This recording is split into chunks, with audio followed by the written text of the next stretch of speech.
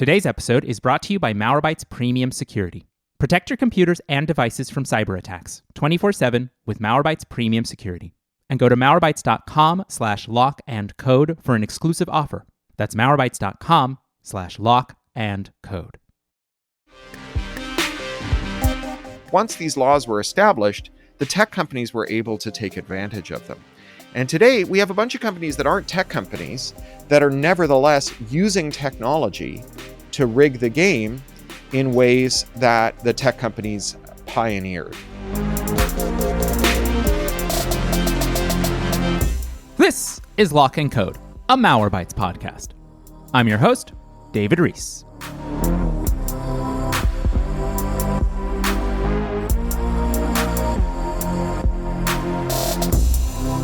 Welcome to 2026, and somehow welcome to Season 7 of our little show. Our main story today is about Enshittification. Enshittification is a new word coined by the author and digital rights activist Cory Doctorow, and it describes a very specific sickness taking hold online in which everything is turning, frankly, to shit. Your Google results have become so bad that you've likely typed what you're looking for plus the word Reddit so you can find discussion from actual humans, because if you didn't, you might get served AI results from Google Gemini, which, and this is true, said about a year ago that every person should eat, quote, at least one small rock per day, end quote. Your Amazon results also likely suck, filled by products with surreptitiously paid reviews. Your Facebook feed is likely awful because the company decided years ago that you didn't want to see what your friends posted. You wanted to see what brands posted because brands pay Facebook and you don't. So brands are more important than your friends.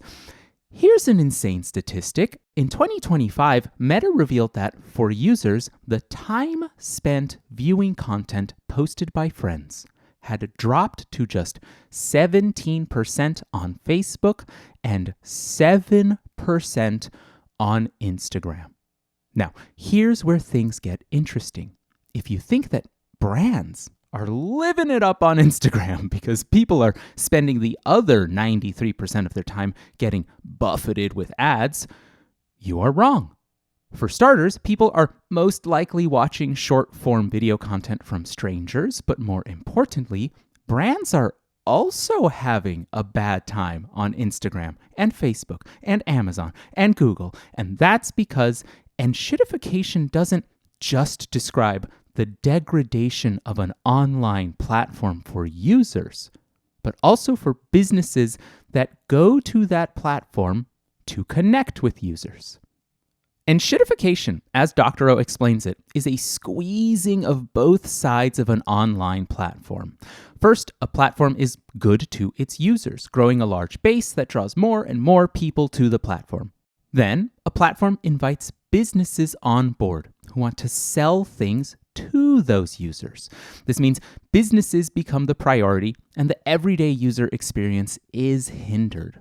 But then in the final stage, the platform also makes things worse for its business customers, making things better only for itself.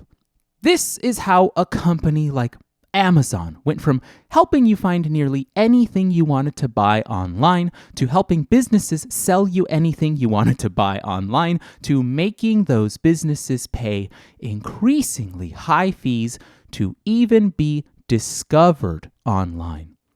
Everyone, from buyers to sellers, is pretty much entrenched on the platform, so Amazon gets to dictate the terms. Today, to help us understand Enshittification, why we're experiencing it now, how it allows companies to squeeze for so long without fail, and what we can do to fight back, we're speaking with Cory Doctorow. Cory, welcome to the show. Hey, thank you very much. It's lovely to be on. We are excited to have you here. We have a ton to talk about, so I just wanted to dive right in. I wanted to start just by understanding what makes enshittification unique, because I think some folks might hear these examples and they think this is just companies shirking customers as part of like run-of-the-mill, cost-cutting, profit-maxing capitalism, right? So what makes enshittification different? I think this is cost cutting, value maximizing, delivery minimizing, worker pay minimizing capitalism. I think the question we need to ask is not whether businesses, all other things being equal, would pay as little for their inputs and charge as much for their outputs as possible. It's why right now the very small amount of value that they are able to get away with releasing to stakeholders, whether those are workers or suppliers or users, is sustainable. What happened to our policy environment, and what is it about technology in particular that makes this possible where it might not be possible with other kinds of businesses? And for that, I think we have to look to both economics and technology, and really ultimately to policy. So it's tempting to say that this is the result of users deciding that they want free services instead of paid services. We've all heard this tired maxim, if you're not paying for the product, you're the product. Mm-hmm. And I just think this is wrong. We did have ad-supported services for a very long time that weren't nearly this bad. And when they got bad, and this is very critical, when they worsened themselves, people left and competitors piled in and put them out of business. And so something's changed. And it's tempting to say, well, maybe it's the unique cupidity and wickedness of the mostly men who run these companies. But a lot of these are the same men, right? They're the same people who were running these companies back when they were providing good value. I mean, Mark Zuckerberg has had the majority of voting shares in Facebook since he started in his dorm room. And something has changed that has caused him to be less generous in how much value he apportions to all of these various stakeholders in his business. And so I think ultimately what we need to do is not look to these bad men, and they are bad people. I'm not going to say Mark Zuckerberg is good. I mean, remember, he did start Facebook so he could non-consensually rate the fuckability of Harvard undergraduates. But the thing to remember here is that they're only operating within the policy envelope, that we have policymakers who, in living memory, took decisions that they were warned at the time would have the absolutely foreseeable outcome of allowing companies to be worse while thriving. And moreover, that would ensure that the best competitors in the market would be the ones that were worse for everyone else. They took these decisions despite these warnings, and then this outcome came true. And I think there is maybe a tacit or maybe even an explicit conspiracy to get us not to notice this, to make us think that what's going on is that the great forces of history or the iron laws of economics have conspired to bring us this enshittified moment. And not to think that like actual policies resulted in this, because so long as we're blaming this on vast impersonal forces, there's no easy or obvious way to intervene. But if we can locate the source of our misery in specific choices made by specific people that had this foreseeable outcome, on the one hand, we can make sure that those people are never allowed near the reins of power again. And on the other, we can reverse their disastrous decisions and make better choices. I'm not going to say that's easy. Neither you nor I have it in our individual power to decide what tech policy looks like. But if we can at least know what the problem is and what the answer is, we can formulate a plan to affect that answer.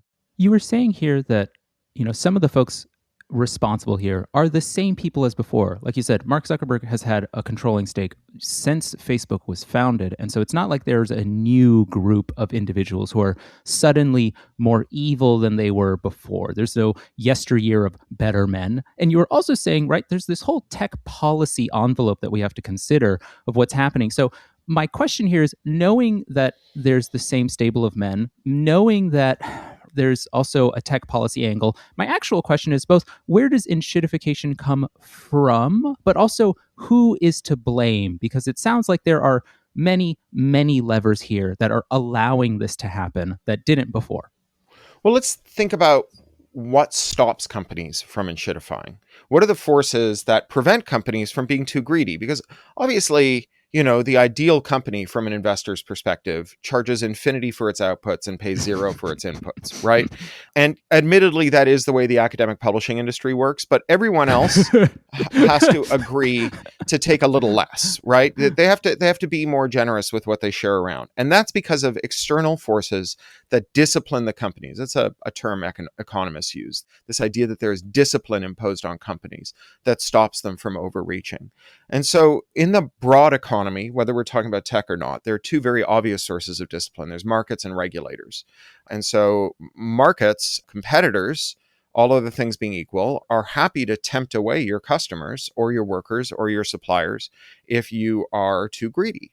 But this relies on there being a market. This relies on there being meaningful choice, on there being firms that have very different models so that workers, consumers, other stakeholders can shop around for people to do business with. And for the last 40 years, we have seen an absolute collapse in competition. Virtually every sector in our economy is controlled by 5 or fewer firms. There's 5 publishers, 4 studios, 3 labels, 2 companies that do all the apps, and 1 company that runs all the ebooks and audiobooks. But there's also 1 professional wrestling league and 1 cheerleading league and 1 equestrian league. There's 1 or 2 companies that do the intermodal shipping. Sea freight is 3 cartels. 1 company does all the glass bottles, 1 company does all the vitamin C, 3 companies do all the athletic shoes, and 2 companies do all the mattresses. 1 company controls all the hospital beds, but they also make all the coffins. And again, you might look at this and say, well, maybe this is just the way the economy works. Maybe there's like positive returns to scale.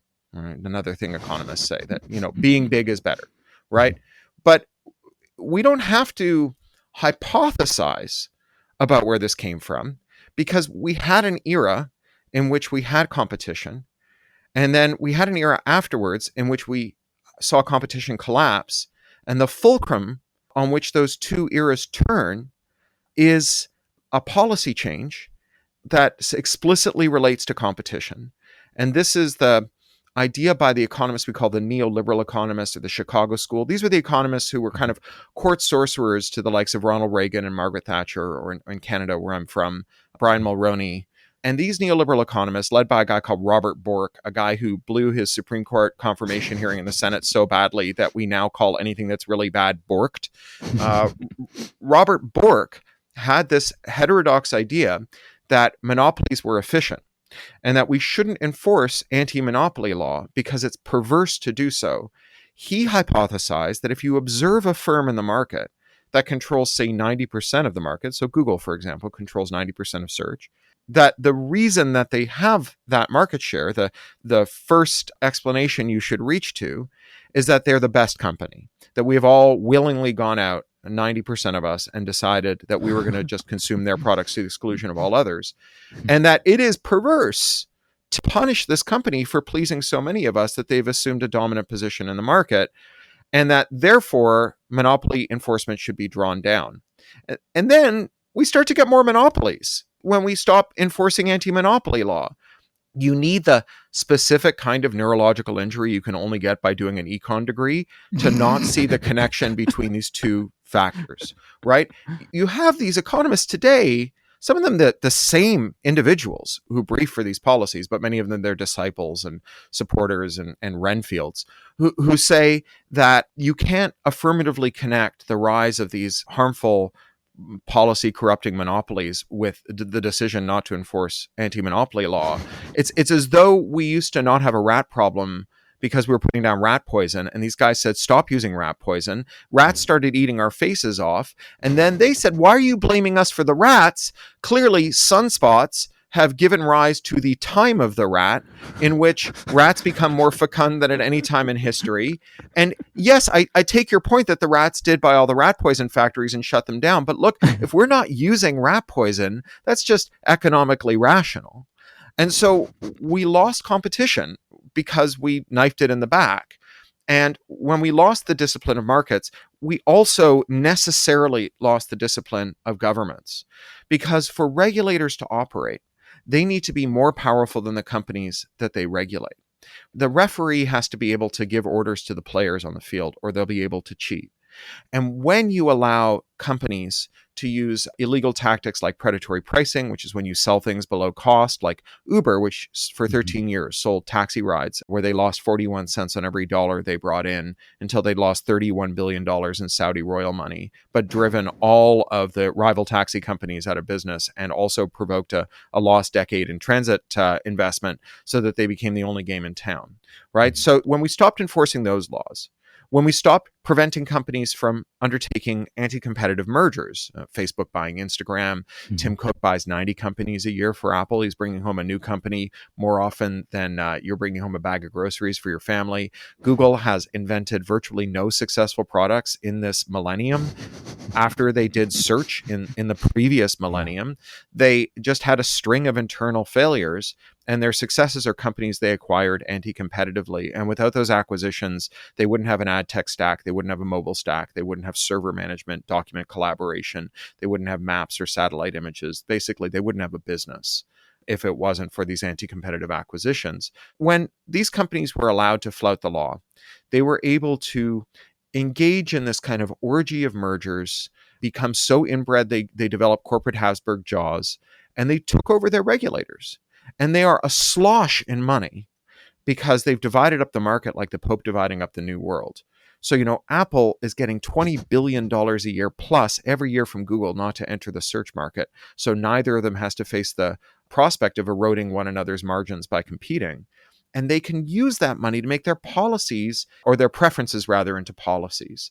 And because there's only two mobile companies, two ad tech companies, and so on, it's really easy for them to agree on which policies they want. So it's not even like there's a countervailing body within the industry that's spending money to get a different policy. They're all singing out of the same hymnal.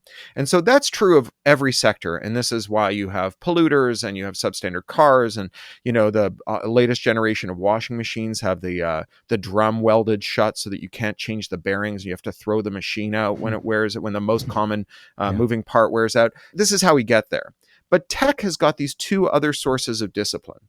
So one was the tech workforce. Tech workers were extraordinarily productive, which is to say very good for their firm's bottom line. Big tech companies were making $1 to $2 million per employee. Right. So this is why they were very worried about losing their employees. That's why you get free kombucha and massages and like the surgeon who'll freeze your eggs so you can work through your fertile years. It's not because they like you more than the warehouse workers at Amazon who are being injured at 3 times the national rate, or the drivers who are peeing in bottles, or the people who assemble iPhones in China who have suicide nets around their factory. It's because when you walk at the door, $2 million walks out with you. And so tech workers were very powerful. And they also didn't really see themselves as workers. It's kind of a paradox of the powerful worker, that when your boss treats you well, you might think of yourself as a peer, right? You might think of yourself as two equals who are engaged in an exchange of value. And your boss is just an engineer who happens to be running the company. And you are an engineer, but you're also a temporarily embarrassed founder who will someday run a company. And so in this era, when tech workers had all this power, they never consolidated that power through solidarity by forming unions. And so as soon as the supply caught up with the demand, and we've had 500,000 tech layoffs in the last 3 years, the tech workers lost their power.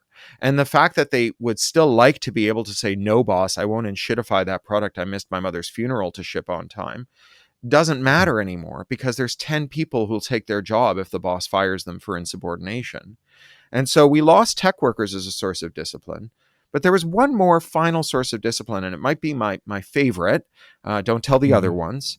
And it's something called interoperability, which is like the technical term for making two things work together. Like any light bulb goes in your light socket and any shoelaces go in your shoes.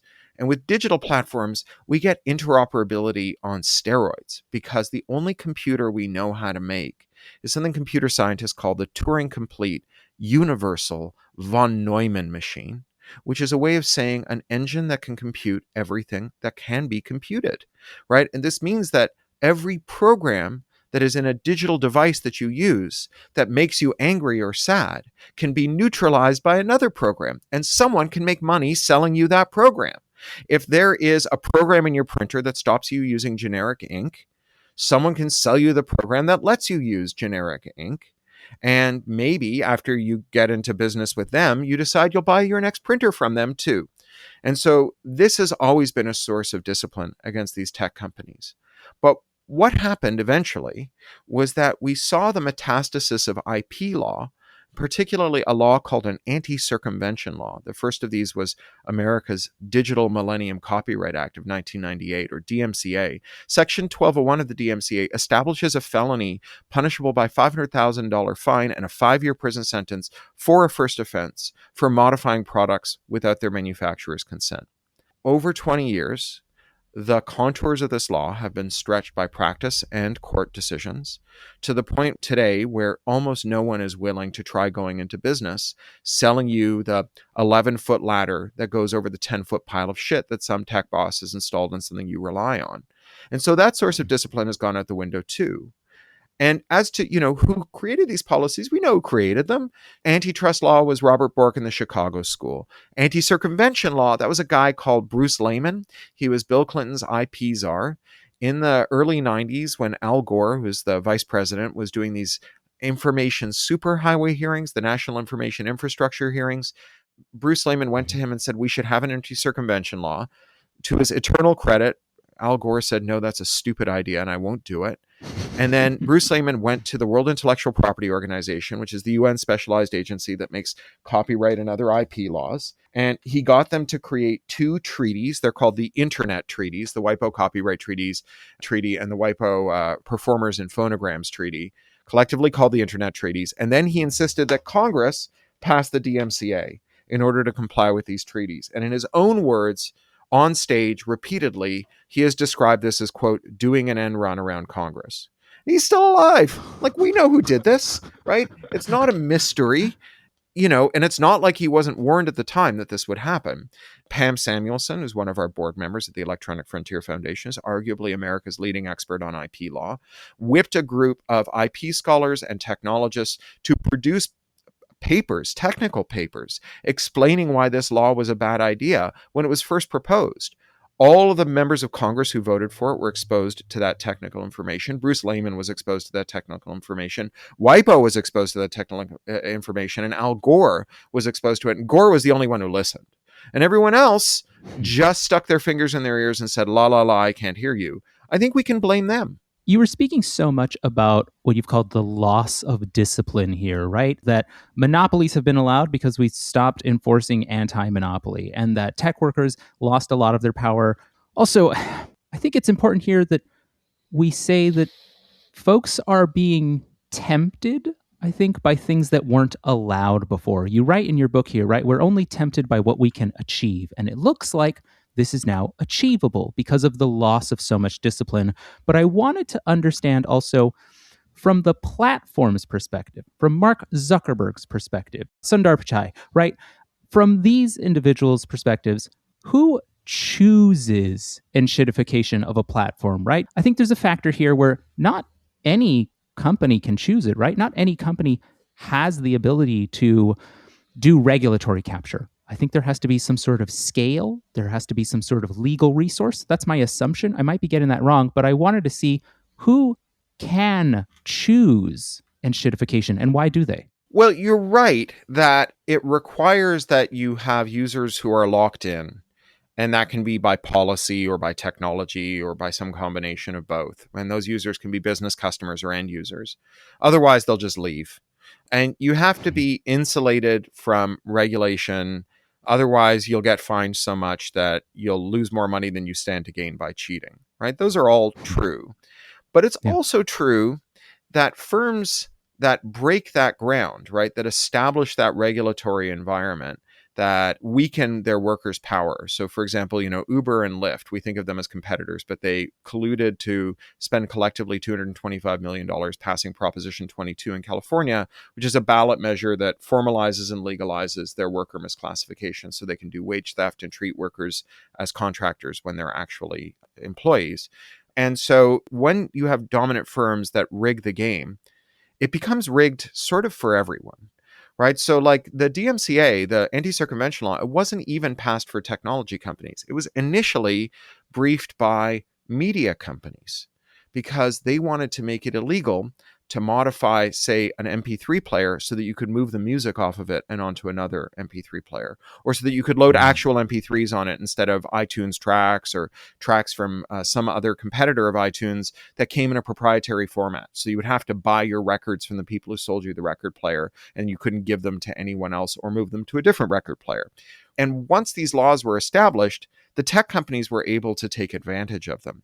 And today we have a bunch of companies that aren't tech companies that are nevertheless using technology to rig the game in ways that the tech companies pioneered.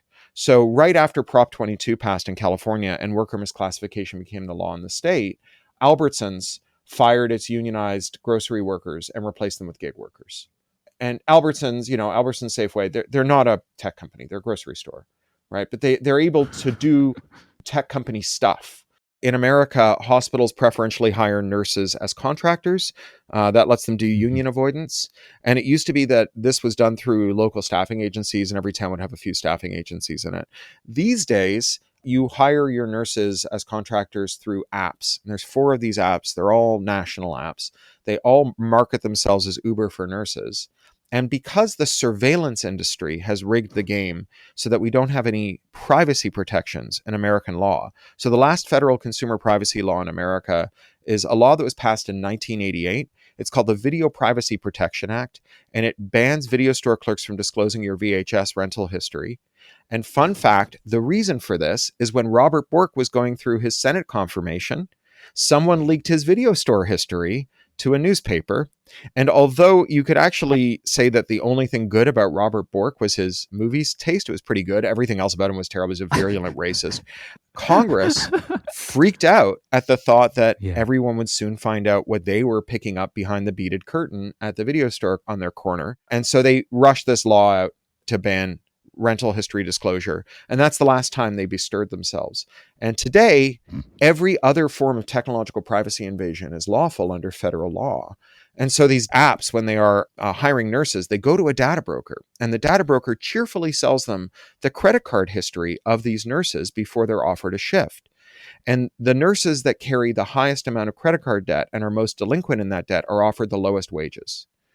It's a desperation premium applied to their wage. Nurses are not in a tech sector. Their bosses just have tech, right? And they are drafting on the fact that we don't have a privacy environment. And so wherever you look, you see companies that are able to do this. There's a thing called parts pairing, which is where you put a small computer chip in a part in a device. So Medtronic is the world's largest medical technology company. They did the largest tax inversion in history. They sold themselves to a tiny Irish company so they can pretend that they're Irish, which means that they don't have to pay any tax. And they make all the world's ventilators, and they fit the individual components of the ventilator, like the screen or the CPU, with a secondary chip. And all that chip does is manage a verification step after the device is repaired, that if you put a screen, for example, in a ventilator that's been broken, before that screen is recognized by the ventilator's main computer, it says to the screen, prove to me that you were installed by a Medtronic technician and not, say, by someone who works for the hospital.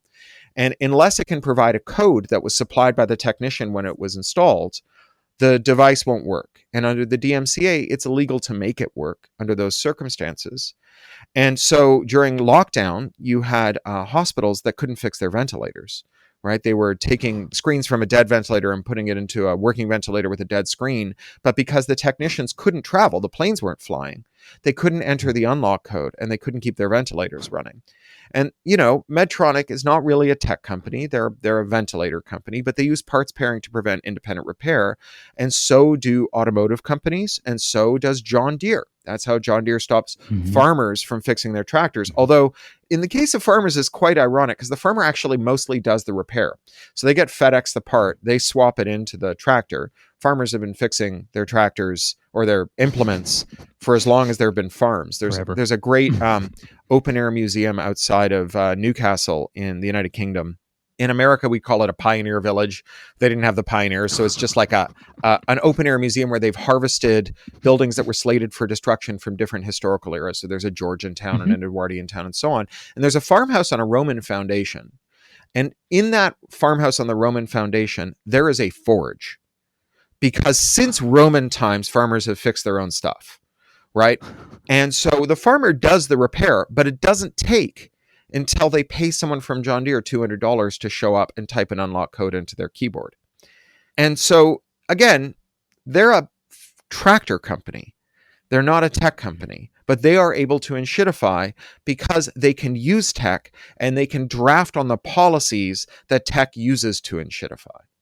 In trying to understand also how these platforms, and also as you just explained here, non-platforms, are acting against the interests both of users and their, like, I called them business customers at the start, but I think it's important to clarify here. Like you said, with the nurses platform, those nurses are getting the short end of the stick. And you also explain in your book here, I think it's Uber or DoorDash, one of the drivers for those platforms are penalized if they take more rides because the platform believes, well, this person's so eager to perform for us that we can pay them a lower wage. And so those are, like, again, at the start of the episode, I called them business customers, but those are also users in a really weird They're way. workers. But they're workers. And so we know that workers hate these things. We know that workers are getting the short end of the stick. And we also know that users, someone who receives the food or someone who scrolls through Facebook, we know that we don't like these things either. So it's all to kind of wrap up that enshittification is bad for all sides of the table except for the people who are running the company. And my question here then is, if we all hate this stuff so much, why are we so trapped into continuing to use it? Well, to understand that, you have to understand lock-in. So why do we use Uber? Well, if all the cabs in your town have been forced out of business, I live in a little city on the edge of LA called Burbank, butt of many jokes on Johnny Carson over the years. And Burbank has, at this point, 12 taxis left. So our one taxi company. And the only way to get around is Uber and Lyft because our transit has been starved for investment because Uber and Lyft were so cheap. Now we can rebuild that capacity, but for now we get weird situations like I was at Comic-Con. In my other life, I'm a science fiction novelist, and so I go and I speak at Comic-Con. There's a beautiful train you can take down there from our little regional airport, Burbank Airport. You can take a thing called the Surfliner. It's an Amtrak train that runs on the Pacific coast all the way to San Diego, almost door to door. But the train station is like a good mile and a half from my door. So door to door if you own a car, basically. And I got off that train one day in August after Comic-Con, or July after Comic-Con. It was 115 degrees. I'd given a big presentation that morning. I was wearing a suit. I had a suitcase with me, and none of the 12 taxis were in our cab rank at the train station. There were no buses running because it was a Sunday. And neither Uber or Lyft had any available vehicles unless I wanted to pay for an Uber Black that was $95. So you can say I had a choice, right? I could walk home in 115 degree weather wearing a suit, carrying a suitcase, or I could pay $90 to take an Uber Black a mile and a half. I paid the $90, right? So that's one reason we do it. Yeah. On Facebook, we have a different kind of lock-in. Facebook and other social media, they're able to take advantage of something that economists call the collective action problem. Way of understanding the fact that as much as you love your friends, you have to admit that they're a giant pain in the ass. And it's impossible to get them to agree on anything. Like, you can't agree on what board game you're going to play on Saturday. So there's no way you and they are going to agree on when it's time to leave Facebook or where you should go next. And that's made extremely hard because those people aren't just there for you. They're there for a whole host of reasons. Maybe that's where the people who have the same rare disease as they do are hanging out. Or maybe that's where they stay in touch with the people in the country they left behind when they emigrated. Or maybe it's where they meet their customers or their audience. Or maybe it's how they organize the carpool for their kids' Little League. Whatever the reason, these people are stuck on Facebook and have to convince all those other people to go, or they have to endure what economists call the switching costs, which is everything you give up when you switch, which is the importance of those communities. And so Facebook could make it easy to go. When Facebook gobbled up MySpace, one of the ways that they made that possible was by providing MySpace users with a bot. And you gave that bot your login and your password, and it would go to MySpace several times a day and use those to impersonate you to the system and scrape all the messages waiting for you in your inbox on MySpace and put them in your Facebook inbox. And then you could reply to them and push it back out to MySpace. so you could eat your cake and have it too, Gosh. right? Do that to Facebook and they will Yeah. nuke you until you glow, right? They'll say you violated the DMCA and the Computer Fraud and Abuse Act and their trademarks and their copyrights and their patents, that you were a tortious interferer with the contracts that are established with their terms of service, that if you hire anyone from Facebook to help you build that service, that you are getting them to violate their non-disclosure and their non-disparagement and their non-competes.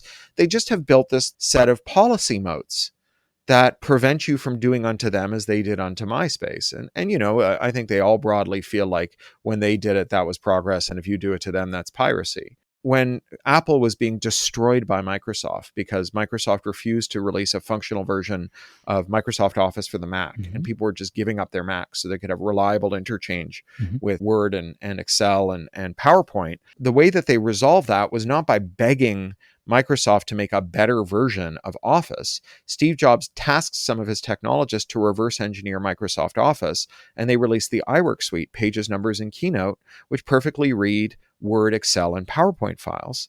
And you didn't have to choose between collaborating with Microsoft Windows users who Microsoft had just lost an antitrust case in which it was established they had 95% of the desktop market at the time. So, you know, you could continue to communicate with 95% of the world, but you could do so with a Mac. But if you did that to iOS, if you did that to the iPhone, made it possible to run iPhone apps on an Android device, say, or to read the proprietary media that Apple sells you in its app store on an iPhone or a desktop or a Linux machine or whatever, they would do the same thing to you that Facebook would do to you if you made it possible to leave Facebook without facing high switching costs. So, you know, all of these firms have basically kicked the ladder away.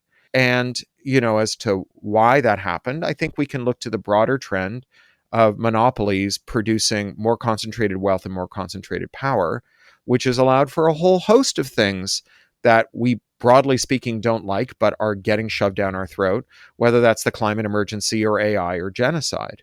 I wanted to switch gears here a little bit also. And right, it's not 2025 or 2026 without understanding how AI, generative AI, is impacting all of this. And so I wanted to ask two questions here about that. How is generative AI, which is being used right now to flood like Facebook and Instagram and YouTube, like we see all of this is being flooded with AI slop. I wonder, how is AI slop and our ability to create AI slop, is it impacting Enshittification? And separately, what are the chances that a company like OpenAI or any of the major AI developers, what are the chances that they are going to turn to Enshittification very quickly? Well, I think that there's lots of ways in which these companies could enshittify their offerings, right? Like the fact that AI is a black box that is by design defective, right? Like it has these things that they grandiosely call hallucinations, but like if it were any other product, you just call it a defect. No one says, you know, my brakes failed because my car was hallucinating. You know, they deliberately made a defective brake, right? And so you would, you know, you can sue over that. Just an 8% rate of crashing into the car in front of you. It's like, hey, exactly. It's not our fault. And so it's impossible to know if you like ask a chatbot to answer a question and instead of burning 3 tokens, it burns 300. And instead of costing you $3, it costs you 300, you know, was that because the system was hallucinating, which is to say experiencing an unavoidable defect? Or is that because the company programmed it to, at a random interval, just put its thumb on the scales and make more money for itself at your expense, right? If you ask it to recommend a product and it recommends a substandard product that the company gets a very large commission for, is that because the device was deliberately corrupted, or is that because it's defective? And so there's all this opportunity for enshittification in that way.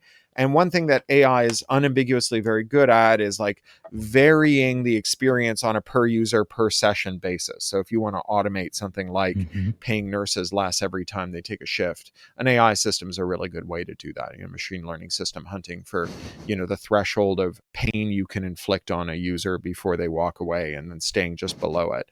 But there's another issue here, which is that AI isn't real. So the industry as a whole has spent $600 to $700 billion in capital expenditures so far. They have to recoup that in order to make money back and start turning a profit. Otherwise, they're going to have to just keep asking other people to give them money that they throw away in order to keep the lights on and keep the chatbots chattering. We could ask at that point, okay, well, how long do they have to make $600 billion back, or $700 billion, or they've now committed to $2 trillion in the coming years to make that back. And the answer is that they depreciate their GPUs over a 5-year schedule, which is to say that they anticipate that they'll last for 5 years, but they'll privately admit that they only last for 2 years. So you better hope they're making a lot of money every year if they're going to make that money back. But by their own account, the entire industry makes $60 billion a year. But that's not a good account. It's grossly inflated. To take just one number in that balance sheet, it includes a $10 billion payment that Microsoft gives to OpenAI, and then OpenAI gives back to Microsoft. So this is like you're walking down the road and you pass a cafe and someone in a green apron hands you a voucher for a $7 Starbucks latte. And you walk into the shop and you give them the voucher and they give you a latte, and Starbucks announces that they just made $7. Starbucks didn't make $7. Starbucks just lost the cost of preparing the latte. That's not revenue. And that's what Microsoft's doing to the tune of $10 billion. So at $50 billion max per year, they have 2 years to make back $700 billion. And then you have 7 companies, the Magnificent Seven, that are 32% of the S&P 500, the stock index for the American stock market. And these companies are just passing around the same $100 billion IOU over and over again and pretending that it's in all of their bank accounts at once. There's a law in finance, Stein's law, that anything that can't go on forever eventually stops. And these companies cannot go on doing this forever. There is a crash coming in AI.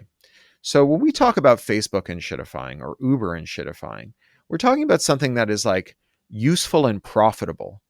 A business that was already sustainable, moving into a realm where it's more profitable at the expense of the value it was delivering. And I question how much value the AI systems are delivering. I just don't think that there's all that much. I mean, we hear a lot of stories about AI writing software, for example, but AI can't do software engineering. Software engineering is not writing code.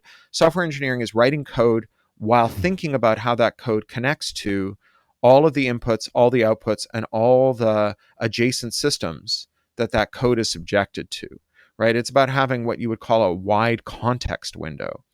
And the one thing that AI can't do is maintain a wide context window. It is geometrically more expensive to ask AI to think about what happened before and what's going to happen afterwards and what's happening next to the system than it is to just think about what's happening in the moment. This is why we used to get like hands with 7 fingers when we asked Gen AI to make a picture, is that it would lose count. Like just remembering how many fingers it had drawn was so expensive, computationally speaking, that it just didn't do it. And so you would end up with all of these weird effects. And you get this is one of the sources of these so-called hallucinations. This is one of the defects in AI. And so we hear a lot about how you can write routines, right? How you can write software, but like that's a thing that junior coders do. Senior coders, the engineers who design the systems and make sure they all work together, they all are doing things with a very broad context window indeed. In fact, it's both a craft and a science in the sense that they are applying a lot of tacit knowledge from long experience about things like maintainability. Like, what is the way that when you write a piece of software, other people can't figure it out in the future, and therefore it's really hard to debug things. And they're making those decisions in the moment. And while some of this has been formalized, there is some formality of maintainability and so on. A lot of it is what the Germans call Fingerspitzengefühl, which means fingertip feeling. It's the feeling of having a ball balanced on your fingertips and knowing from moment to moment if it's going to tip this way or that. And it's a thing that you get from process knowledge and tacit knowledge, from experience. And it's not a thing that is readily extractable from the corpus of data about software, from training a model on software. So while it's true that if you're a senior programmer with a lot of Fingerspitzengefühl, a lot of tacit knowledge and process knowledge, you might find it helpful to have what amounts to a plugin in your software writing environment that sometimes generates routines for you. No one's going to pay $3 trillion for plugins, right? You don't fire $3 trillion worth of programmers and realize a wage savings that justifies the CapEx because you invented a compiler plugin. That is, I think, the most important thing to think about when we talk about AI. And I'll say finally that wherever you look at AI, whether it's slop on social media or entertainment bosses and media bosses wanting to replace creative workers or reporters, with AI, or whether it's software companies, tech companies want to replace programmers, what you find is workers who have skill, who, because they have skill that their bosses do not have, their bosses have to tolerate a certain amount of lip, uppityness, and disdain from their workers. Right? When the writer strike was on, being in Burbank, I'm walking distance to Warner Brothers, Universal, and Disney. And so I was out on the picket line with my comrades from the Writers Union. I'm in the animating guild, but it's I'm in their writers unit. So I felt solidarity with them. And one of them on the picket line, he said to me, you prompt a model the same way you give shitty notes to a writer's room. Make me E.T., but make it about a dog, and put a car chase in the second act and give me a love interest, right? You say that to writers and they'll call you a fucking idiot. They'll say, get the suit out of the writer's room. We grown-ups are here writing a TV show. Stop wasting our time. But you say it to a chatbot and it shits out that script. Now, the fact that it's a terrible script is, I think, psychologically less important to studio executives than the fact that you can feel like a big boy who gets to make movies, right? As opposed to a bureaucrat who cannot force creative workers to produce to your specifications.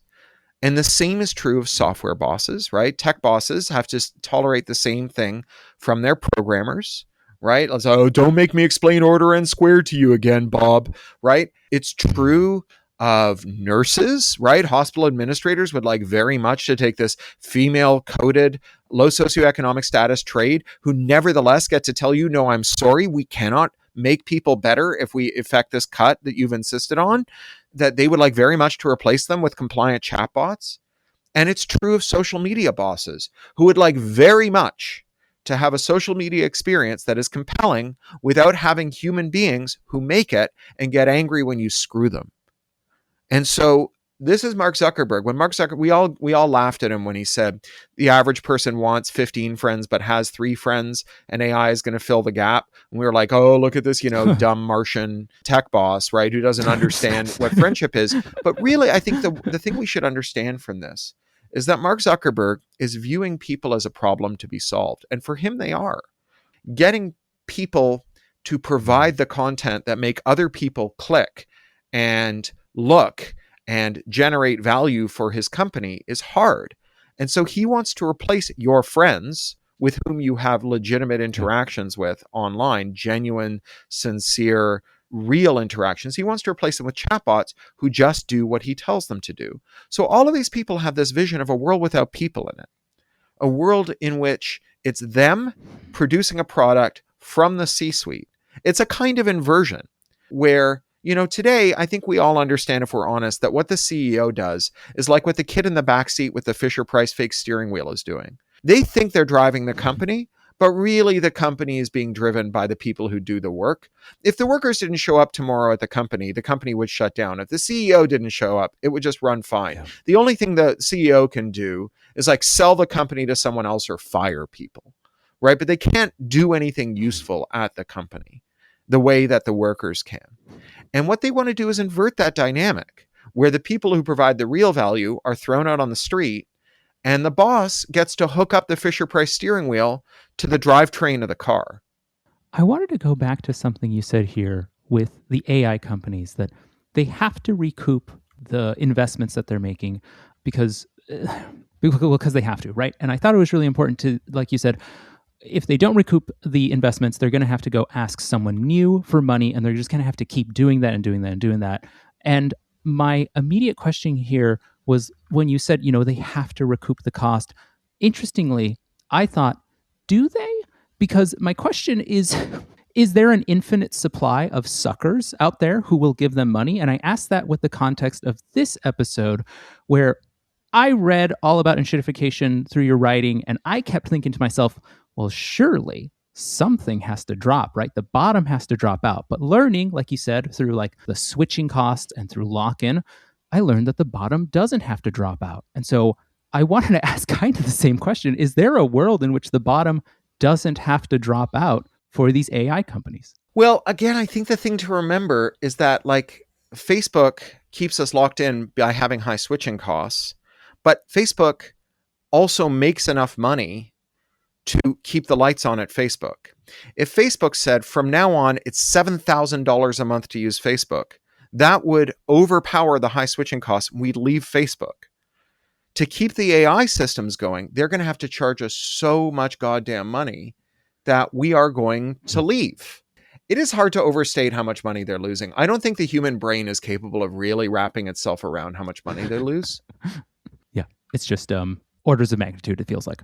I wanted to end on hopefully an optimistic note, and I wanted to understand how can people fight against enshittification if there's anything, like you said at the top there's nothing you and I can single person do, but again, how can people fight back against this? And has there been progress anywhere that we can look to? Yeah, so solving this problem as an individual by shopping really hard is like solving the climate emergency by recycling really hard. It's just not going to work, right? But we do have this incredible upsurge of anti-concentrated corporate power interest around the world. Some of it manifests as climate activism or anti-genocide activism, and some of it has manifested as antitrust. We have seen antitrust surges in the US and in Canada and in the UK and in the EU and in EU member states like Germany and Spain and France. We've seen it in South Korea and Japan and also in China, where the Chinese state has banned Chinese big tech companies from blocking market entry with interoperable new small companies because they view those big tech companies as a competitor, and they're rightfully worried about them. They're correct to view them as a competitor. So there is this incredible wind blowing, and wherever someone unfurls a sail politically to catch that wind, to fight the climate emergency, to fight genocide, to fight corporate concentration, that sail billows out. The wind is invisible. We can't see it. We can only see it by what it drives. And you and me and everyone we know, we are done with being bossed around by billionaires. Getting involved in a polity that works on any of those anti-billionaire initiatives, whether it's a climate initiative or a union initiative, an anti-genocide initiative, or a digital rights initiative, is getting involved in this overall struggle. And as a member of a polity, a pressure group, a political group, a mutual aid group, you are part of that movement. But I'll say that I've worked for 25 years now. It's going to be my 25th anniversary next month with the Electronic Frontier Foundation. And that's at EFF.org. And you worked there as well at one point. And it is, I think, the most effective digital rights group in the world. And I would urge listeners who are trying to find a way into this to get on EFF's mailing list, become a member of EFF, and start learning about how you can get involved directly, digitally, in disenshittification. Cory, I just wanted to thank you again for coming on today's show, for telling us all about this, and for giving folks some steps into what they can do. Again, thank you. Oh, thank you very much. It was a real pleasure to talk to you. To our listeners, we'll talk to you again in 2 weeks. Until then, stay tuned and stay safe. And remember, you can read all our cybersecurity coverage on Malwarebytes Labs at malwarebytes.com/blog. Finally, our intro music is by Kevin MacLeod from incompetech.com, and our outro music is by Woa from unminus.com. Today's show has been edited by our podcast consultant, Eric Johnson, at lightningpod.fm. Thank you, folks.